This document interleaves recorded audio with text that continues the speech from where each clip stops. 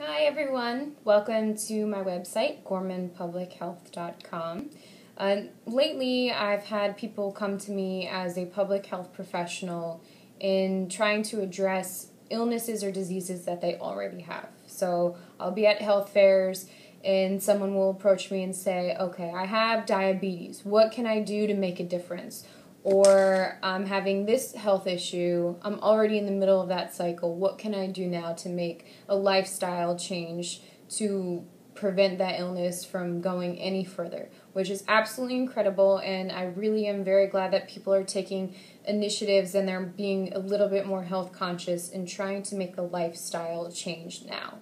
However, with that being said, I do think that we as millennials need to take a different approach to health and wellness and really investigate what we call the public health upstreamist approach, in which we are doing everything that we can to investigate illnesses and ways we can prevent them before they even happen. So my goal with my website is to really focus on holistic wellness and healing to, again, prevent illnesses before they occur. So we're looking at all the different factors that come into play. You have environmental factors. Is your area safe enough to even have physical activity in? Is there some sort of air pollution that's happening outside that's creating a health issue for you? Is your water clean? You have behavioral factors such as what foods are you consuming? Are you consuming the right amount of calories? Are you drinking all your sugars? Do you live a sedentary lifestyle or do you live an active lifestyle? And then, of course, you do have genetic factors, just genetic predispositions that make you a little bit higher risk for certain illnesses down the road. However, even with those, if you take a different approach and investigate different dynamics on how to prevent those illnesses, even the genetic factors can be reduced greatly. So today, what I was really looking to do is a video, obviously, for my website in question and answer format. Oftentimes, I have a lot of friends who come to me, hey, I heard about this new diet, is it really effective? Or, hey, I'm having this health issue, what can I do about it? And so, instead of going to complete strangers, I've outsourced my friends to shoot me some of those questions, and I can address them here, just to take a different approach. To get some feedback, to see is this a little bit more effective than me typing out an article for people to read or more likely not read.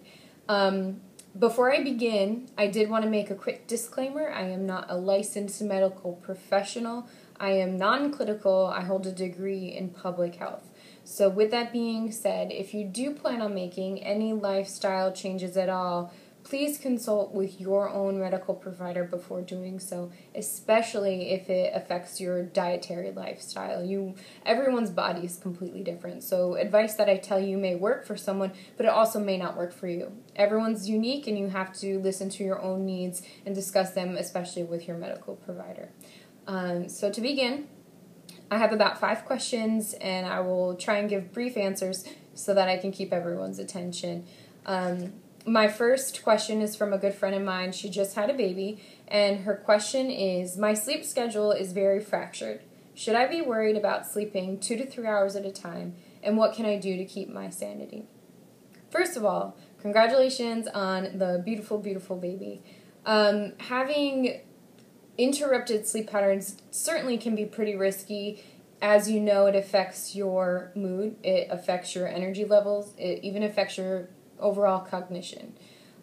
So if you think about it, you have 5 different stages of your sleep cycle, 1 through 5.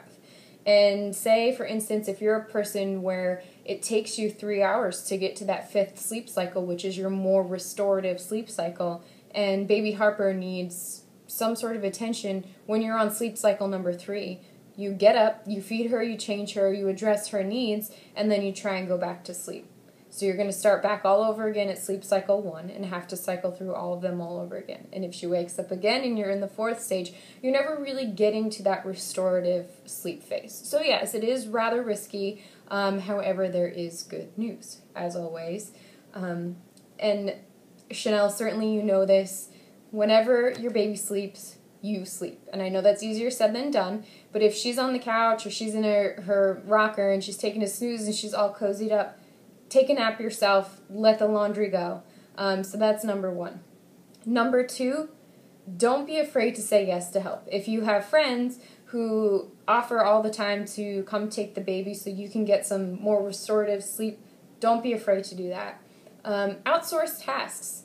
This particular mama is nursing, so it's a little bit more difficult for her to pass off the baby to be fed, but she's to the stage where she can comfortably pump and effectively pump. So I urge you to pump as much as necessary so that when she's crying in the middle of the night and needs to be fed, you can easily pass her off to your partner so that she can be fed and address her needs whilst your needs are also being met. Because if your tank's on E, you're not going to be effective for her down the road. So then also what you're really going to want to do would be a better focus. Yes, those are easy things for me to say. But for you personally, since you're having a hard time getting all the way to that stage 5, or it might take you 3 hours to get there, the best thing that I can recommend for you is to be as relaxed as possible before you go to sleep. Again, easier said than done since you have a 3-month-old child. You want to try and get to sleep stage number 5 quicker than you normally do. So again, I'm recommending to you to try and be as relaxed as possible. Drink your tea, take your bath, take your hot shower. Just like we tried with her when she was having a hard time sleeping, we put on some white noise, some background, and it kind of just chilled her out and she fell asleep. So maybe you might want to do that for yourself. Don't worry about not being able to hear her if you have your sleep machine on. Certainly you will hear her. So again, my advice to you is to be as relaxed as possible before you're going into sleep to try and achieve that more restorative stage quicker than you normally would. And lastly, she's going to be 8 months old soon, so enjoy this time while you can, and you're doing an incredible job, so just hang in there.